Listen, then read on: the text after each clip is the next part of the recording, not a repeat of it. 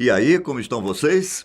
Meu nome é Ivan Lima e vamos mais uma vez trazer alguns fatos desconhecidos para vocês. E se você ainda não é inscrito, se inscreva no nosso canal. Bom, dessa vez eu vou falar de um costume estranho, onde os homens vendiam suas mulheres no mercado. Parece coisa que aconteceu há muito tempo, não é? Mas o pior de tudo é que essa prática ainda é feita no começo do século XX.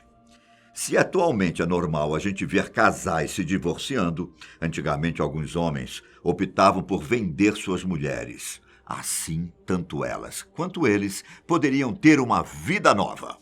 E não pense que todas as mulheres achavam ruim. Não, não.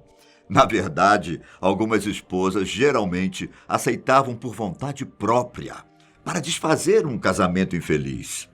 Na venda, os homens colocavam as mulheres em um cabresto, puxando elas por uma corda, como se fosse vender uma vaca ou uma cabra no mercado. Depois, eles iniciavam um leilão, e quem pagasse mais pela mulher só precisava acertar o valor e sair com sua nova esposa, que tinha que seguir todas as obrigações conjugais. Realmente, era como vender um animal, pois além de levá-la em um cabresto, eles ainda citavam em voz alta seu peso e suas maiores virtudes. Além de tudo, não era incomum ver crianças que iam junto com o pacote. Mas como foi que essa prática começou? Quem foi o energúmeno que teve essa ideia?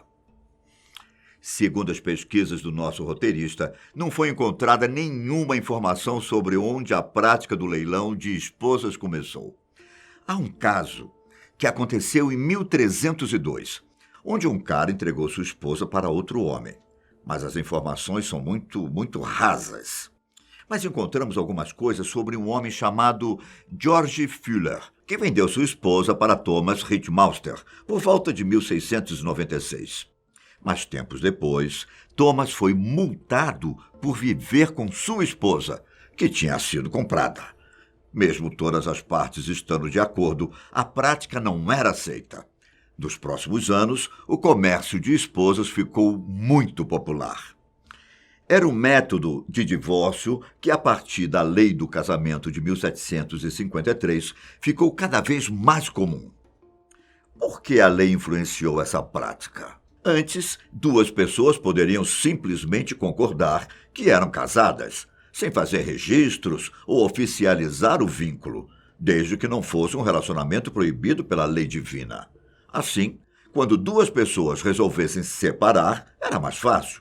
Só que a lei passou a exigir que um clérigo realizasse um casamento, para torná-lo juridicamente oficial.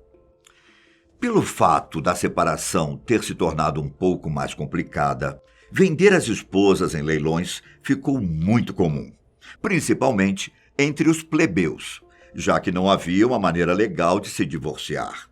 Obviamente, a lei não permitia, mas mesmo assim, muita gente ousava fazer os leilões às escondidas. E a igreja e o governo, durante um bom tempo, resolveram fechar os olhos para os leilões.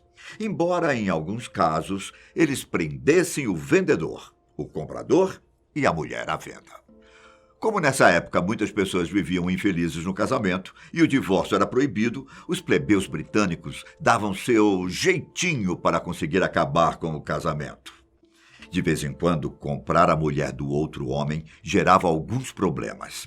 Segundo a lei, a mulher que se casasse com outro homem era praticamente propriedade dele. Ou seja, o homem era obrigado a cuidar da sua esposa e isso incluía ter que arcar com qualquer despesa que ela causasse. Só que, para a justiça, quando um homem se relacionava com uma mulher casada, ele estava, de fato, roubando a propriedade de outro homem. Vocês conseguiram entender? Deixa eu ser um pouco mais claro. Vamos supor que João se casou com Maria, o que lhe dava a obrigação de cuidar e sustentar Maria. Só que, anos depois, João vendeu Maria para José. Mesmo assim, segundo a lei da época, José podia ser acusado de roubo de propriedade e João ainda tinha que arcar com todas as dívidas de Maria. Então eram dois problemas. O marido ainda era legalmente obrigado a arcar com qualquer dívida da sua esposa e ter que sustentá-la. Quanto ao novo marido, ele podia ser multado e até preso por roubar uma propriedade de outro homem. Agora deu para entender? O risco existia, mas mesmo assim, os plebeus leiloavam suas esposas. Essa história das esposas serem propriedade dos maridos explica o fato delas serem vendidas como animais. Afinal, se elas realmente eram propriedade dos homens, por que o marido não podia vender sua esposa e suas obrigações, assim como ele fazia com seu gado? Eu sei que é bizarro, mas era assim que as leis funcionavam e era assim que os homens e mulheres pensavam. Mas e as mulheres? O que elas achavam disso? Como eu disse no começo do vídeo, muitas delas concordavam em serem leiloadas. Embora a maioria de vocês pense que elas não concordavam com a prática, existem centenas de casos documentados onde as mulheres eram vendidas com seu consentimento. Embora elas não gostassem da maneira como as coisas eram feitas, elas tinham o direito de se recusar a serem vendidas, até que um comprador do gosto delas fosse encontrado. Mas será que uma mulher podia comprar a si mesma? Existe um caso em específico que aconteceu em 1822, na cidade inglesa de Plymouth, quando uma mulher pagou 3 libras por si mesma.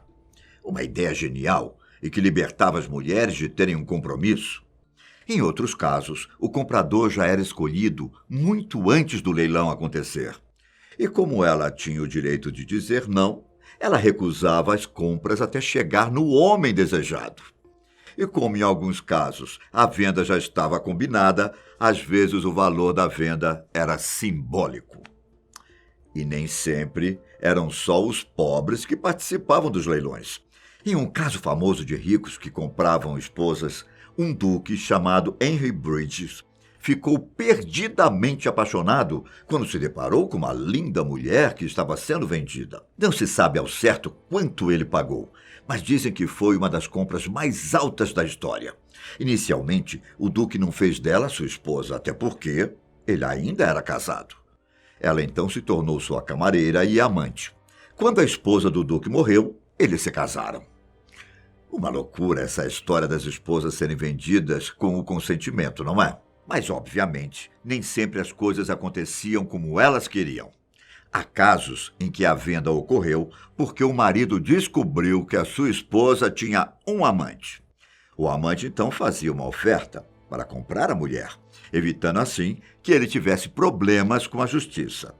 Em outros casos, também as mulheres ficavam em uma situação humilhante. Quando os maridos descobriam que estavam sendo traídos, eles tornavam a vida das esposas um verdadeiro inferno e ainda aproveitavam a oportunidade para bater nelas antes de serem vendidas. No ano de 1766, foi documentado que um homem, que estava muito bêbado, resolveu vender a sua esposa. Porém, depois que o efeito do álcool passou, ele se arrependeu amargamente da venda. Quando ele percebeu que sua esposa realmente não iria voltar, o homem se matou. Já em 1790, temos um caso com um final um pouco mais feliz. Um homem em Ninfield resolveu vender a sua esposa por meio litro de gin. Porém, assim como o caso anterior, ele se arrependeu amargamente e pagou um valor muito elevado para ter a esposa de volta.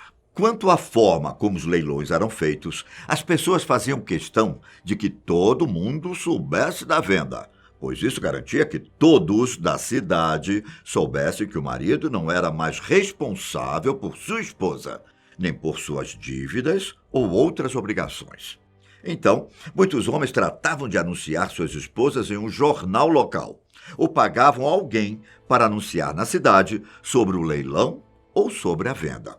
Com isso, ao menos para o público em geral, os anúncios faziam com que o marido ficasse isento de quaisquer direitos anteriores que tinha às esposas, garantindo também que o novo pretendente não pudesse ser processado criminalmente por tomar a propriedade de outro homem. Algumas pessoas se aproveitavam da situação. Em 1784, um homem tentou recuperar sua mulher, depois de uma venda. E apesar de não haver leis em relação à prática, a justiça atendeu o pedido do marido. Por outro lado, em 1835, uma mulher foi leiloada pelo marido por 15 libras. Porém, após a morte do seu ex-marido, ela reivindicou uma parte dos seus bens como esposa. Os tribunais cederam os bens para a mulher, mesmo com a família do homem relatando que ela tinha sido vendida em um leilão. A prática de leiloar esposas só passou a ser reprimida pelas autoridades em meados do século XIX. Para que esse tipo de coisa não acontecesse mais, a lei do divórcio foi reformulada finalmente, permitindo, pelo menos, alguns meios acessíveis de divórcio. A prática morreu ainda no século XIX, embora em 1926 um homem chamado Horácio Clayton acabou conseguindo comprar uma mulher por 10 libras, a quem ele chamava de esposa. Eu vou me despedindo por aqui, mas não esqueça de deixar seu like, caso tenha gostado do vídeo e mesmo que não tenha gostado. Um grande abraço. Tchau!